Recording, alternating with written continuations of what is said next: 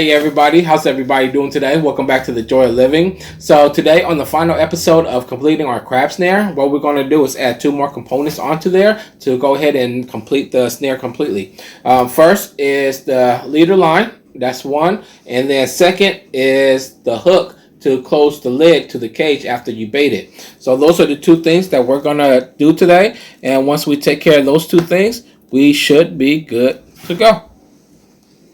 Now, when it comes to the hook and the rubber band, what material I use is pretty much this right here. This is an inner tube for a bicycle tire. With this, you go to any Kmart, Walmart, any basic bike shop, and get you an inner tube right here. Okay, and it's just a bicycle inner tube. Here's an up close. Right. And this is roughly about 1.75 inches, so 1 3/4 inch across. And you don't want to get too thin, so you want to get it thick. So what I do with this is I cut it into strips. I'll go ahead and cut it into 1/2 inch strips. And with the 1/2 inch strips, they work out pretty well. So you want to cut just straight along and cut it straight up. And if you want to use a ruler, you can, but you can go ahead and eyeball it as well. Let's go ahead and get an up close look here. So pretty much it's a tire inner tube, and all you're doing is cutting strips all the way across. Okay, so that's the first step. Once you get your strips ready to go, the next thing you got to work on is your hook. And these are chain links. You can get these at Lowe's or at Home Depot, and you can get as many foot as you want. For 5 feet, they're roughly about $4.50, so they're not too expensive at all. And you could probably get about 100 hooks from 5 feet. So that's not too bad at all. Now with this, what I use are some heavy duty pliers and my crimp that I use for my sleeves. This is so heavy duty that it helps me hold onto the cage very well. So I like to use this. If you don't have this, use 2 pliers to help you out. So pretty much all I'm doing is I'm opening up one of the chain links. Okay, so all I'm doing is I'm holding one end, and the side that's linked up, I'm opening up that side just a little bit so I can go ahead and release it and unhook it just like that. I'm gonna show you up close look. So here's the chain link. I'm just holding this part for support, and with the pliers I'm opening up that hook.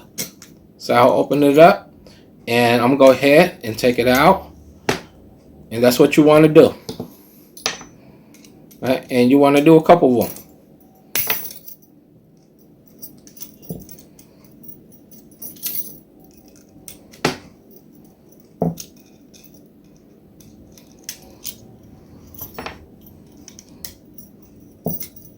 It takes no effort at all. It's pretty quick, and to me this is the cheapest way. Like, they sell it where it's already done like this, but you have to pinch it back in, and it costs a little bit more. With this, you spend a little bit elbow grease, you can get a lot more out for your buck. And these last pretty long in the salt water, so it's not too bad at all. So that's what you want. You just want to get a couple of them, have them ready to go. Now that you have your hook opened up, what you want to do is go ahead and open up the other side just a little bit, just enough to stick the rubber band, the tire that you just cut, into that hole. And then you close it back up. Okay, let's take a close-up look. So the side that's closed, just go ahead and open it up just a little bit. You just need a little gap so you can stick the rubber band inside, and then you pinch it back up. You're good to go. Okay? Now, to put this onto the cage,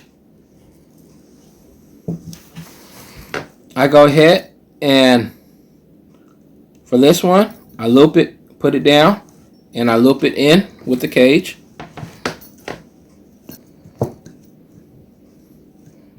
Just like that. Yeah. And then I'm going to stick this inside.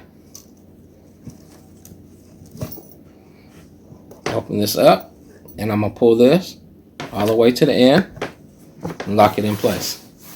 And there you go. Boom. Okay, so you have your latch to close your lid. So after you bait it, close it up, lock it in place, make sure that's locked. Otherwise, your bait is going to fall out, and you're good to go. Okay. Now, the last step is to be able to put your leader line onto this right here. Okay.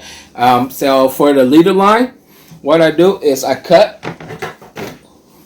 So remember this. This is my star .065 trimmer line. And this is what I used to test out the loops for the snares. It didn't work out too well. So instead of me throwing it away, I use it for my leader line. And these work out great. So with this, I'm going to measure 10 inches for my leader line. And by the time I'm done crimping everything, it's going to be about an 8-inch leader line.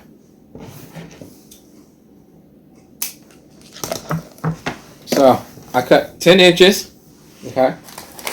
The crimps that I use is the hour shape sleeve. Okay. So remember the hour shape sleeve. Now I don't use the oval sleeve because the oval won't fit the 0.65. Now if you want to use 80 pounds and 100 pounds mono and floral as your leader line, that will fit into your oval shape. So you don't have to buy too many shapes. So if you want to go about it that route, you can as well. So with this, pretty simple. You just stick it in the hole. And then bring it out to the other side. Right, and you don't want the hole too big, but you don't want it too small either. Okay, so about pinky size. Stick your pinky in there. Stick it in the hole. Good size. And then you're going to crimp it 3 times. 1 on the top, 1 in the middle, and 1 on the bottom. Okay? And that's where you're going to attach your swivel to your pole. Okay, let's attach this to the snare. So again, you're going to get another sleeve. Stick it in. And now, here is a very important secret, okay? When I loop this, there's 2 tiers. There's 1 tier at the bottom, 1 tier at the top. Our fishing line, we have it on our pole. Remember, it's not going straight out like this. It's at an angle like this because the pole is up top. So therefore, this is going to lift this up a little bit, okay? Now, if you have it at the bottom, it's going to lift it up too high. So the crab can just walk right under. Now, if you put it on the top, it won't lift as high, but it'll get the loops out of the sand and help you out as well. So that's why I put my loops in the top tier. So that way it doesn't pull up too high and it gives me better leverage when it comes to the loops and the crabs get in touch with the loops. Okay? Because if I put it on the bottom, I'm going to bring it up way too high. And I don't want that. So that's a dynamic, something to put into consideration when you do your snares. Okay, and same thing. You want to go ahead and crimp it down 3 times. The top, the bottom, and the middle.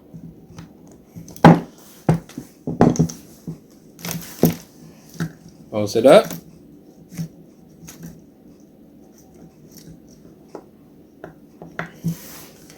Voila. You have your snare. Your snare with your leader line, all good to go. Now, all you have to do is go out there, bait it, toss it out, catch you some crabs. So we went through a lot of materials over the last couple of months, how to make a snare, and there's a lot of steps to go into how to make these snares. So they're not as simple to make it, but once you get the materials and you get used to it, you're gonna see that it's very simple to make a snare, and you get to make it the way you want it. I have a lot more videos coming out before the crabbing season starts on November 7th, so make sure you catch these videos to get more info on the crab snares, how to refurbish, how to put accessories on, things like that. Now, I have an Amazon store that's about to start that will have all these items on there. So once the Amazon store is up in play, I hope you guys check out my store and go ahead and order these items, and you can get it on there, and go out there and enjoy some crabbing. Until next time, peace out.